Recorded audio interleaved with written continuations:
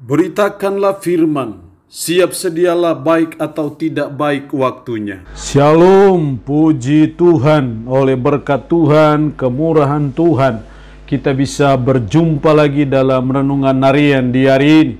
Saya percaya firman itu sangat penting dalam hidup kita, karena olehnya iman kita bisa bertumbuh, kerohanian kita bisa bertumbuh.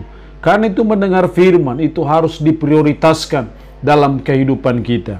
Mengawalinya, mari kita berdoa. Kami bersyukur dan memuji nama-Mu ya Allah di hari ini, karena Engkau beri kami waktu dan kesempatan kembali untuk kami akan mendengarkan sebagian dari firman-Mu. Roh-Mu yang kudus, tolonglah kami, urapilah dan berkatilah kami dengan firman-Mu di hari ini. Berfirmanlah ya Allah, kami sudah bersedia untuk mendengarkannya. Dalam nama Tuhan Yesus Kristus kami berdoa. Amin.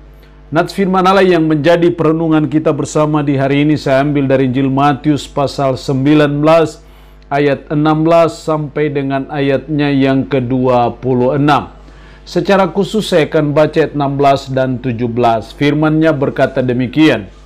Ada seorang datang kepada Yesus dan berkata, "Guru, perbuatan baik apakah yang harus kuperbuat untuk memperoleh hidup yang kekal?" Jawab Yesus, "Apakah sebabnya engkau bertanya kepadaku tentang apa yang baik? Hanya satu yang baik. Tetapi jikalau engkau ingin masuk ke dalam hidup, turutilah segala perintah Allah." Demikian kebenaran firman-Nya hari ini, yang intinya mengajar dan menasihati kita memperoleh hidup yang kekal. Saya percaya kita semua ingin memperoleh hidup yang kekal. Saya percaya kita semua ingin memperoleh apa yang namanya keselamatan itu. Karena ketika kita berbicara memperoleh hidup yang kekal, sesungguhnya sama dengan kita berbicara memperoleh keselamatan, atau dengan bahasa yang lain, kita ingin masuk surga. Itu yang Tuhan inginkan dalam hidup kita sebagai umat, tapi juga dalam kehidupan kita sebagai umatnya. Lalu pertanyaannya adalah, bagaimana memperoleh hidup yang kekal itu? Apa syarat yang dituntut Tuhan bagi saudara dan saya untuk bisa memperoleh hidup yang kekal itu? Di sini ada seorang yang bertanya kepada Yesus, "Guru, perbuatan baik apakah yang harus kau perbuat untuk memperoleh hidup yang kekal?" Kemudian Yesus menjawab dalam ayatnya yang ke-11, "Apakah sebabnya engkau bertanya kepadaku tentang apa yang baik? Hanya satu yang baik. Tetapi jikalau engkau ingin masuk ke dalam hidup, turutilah segala perintah Allah." Turutilah segala perintah Allah. Tapi dalam kenyataannya, dalam ayat 18 dan 19, kata orang itu kepadanya, "Perintah yang mana?" Kata Yesus, "Jangan membunuh, jangan berzina, jangan mencuri, jangan mengucapkan saksi dusta, hormatilah ayahmu dan ibumu, dan kasihlah sesamamu manusia seperti dirimu sendiri." Kata orang muda itu kepadanya, "Semuanya itu telah kuturuti, apalagi yang masih kurang?" Jadi ketika dia bertanya bahwa gimana caranya memperoleh hidup yang kekal, Yesus menjawab, "Turutilah segala perintah Allah." Tapi dalam kenyataannya sang anak muda yang kaya ini berkata bahwa semua perintah Allah sudah saya lakukan, tetapi masih ada yang kurang. Hal ini menunjukkan bahwa memperoleh hidup yang kekal, kita tidak bisa memperolehnya dengan mentaati segala perintah Allah.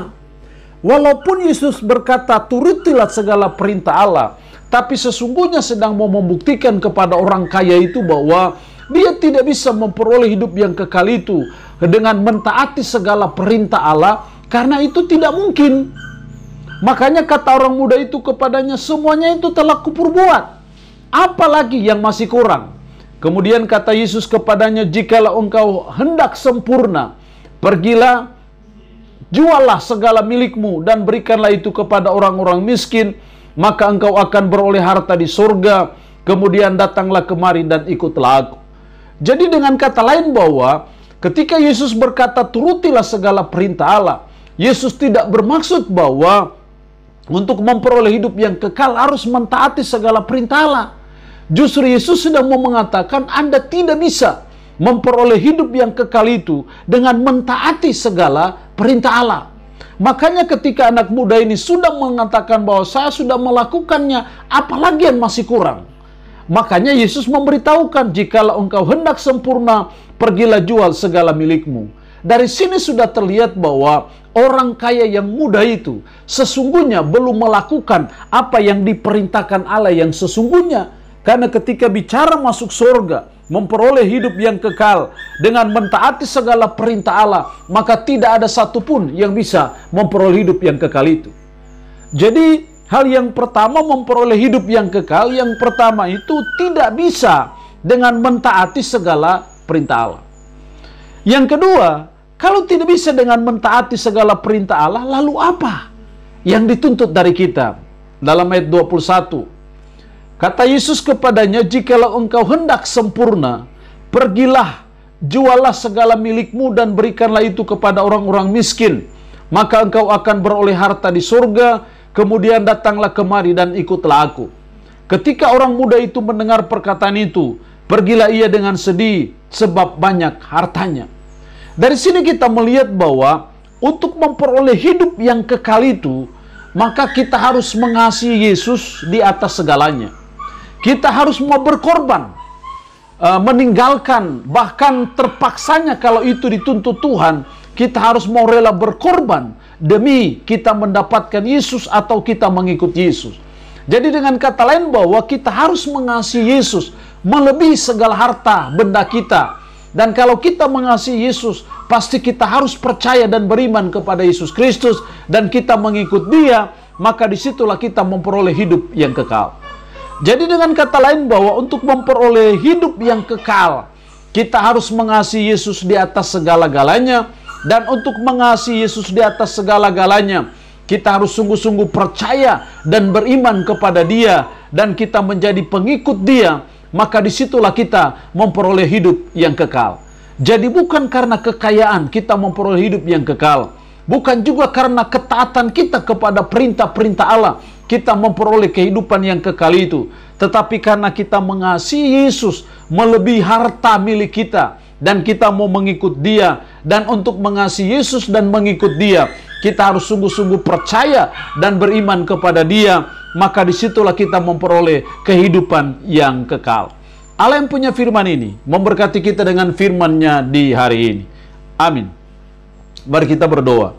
Puji syukur untuk kebenaran firman-Mu hari ini yang mengajar kami memperoleh hidup yang kekal. Dari firman ternyata kami tahu bahwa untuk memperoleh hidup yang kekal tidak bisa dengan mentaati segala perintah Allah, tetapi memperoleh hidup yang kekal dengan mengasihi Yesus di atas segalanya. Kami mau percaya dan beriman sepenuhnya kepada Yesus, maka kami jadi pengikutnya, dan disitulah kami memperoleh hidup yang kekal. Roh-Mu yang kudus tanamkan dan meteraikan firman dalam hati dan pikiran kami, dan sanggupkan kami untuk bisa memperlakukan firman ini dalam hidup kami sehari-hari. Mohon berkat Tuhan bagi umat-Mu yang mendengarkan renungan harian di hari ini. Diberkatilah mereka ya Allah dengan berkat-berkat-Mu, baik berkat jasmani maupun rohani. Yang sakit dalam nama Yesus Tuhan jamah, Tuhan sembuhkan dari sakit penyakit yang diderita. Terpujilah nama-Mu ya Allah. Dalam nama Tuhan Yesus Kristus kami berdoa. Amin. Shalom. Tuhan Yesus memberkati kita dengan firman-Nya di hari ini.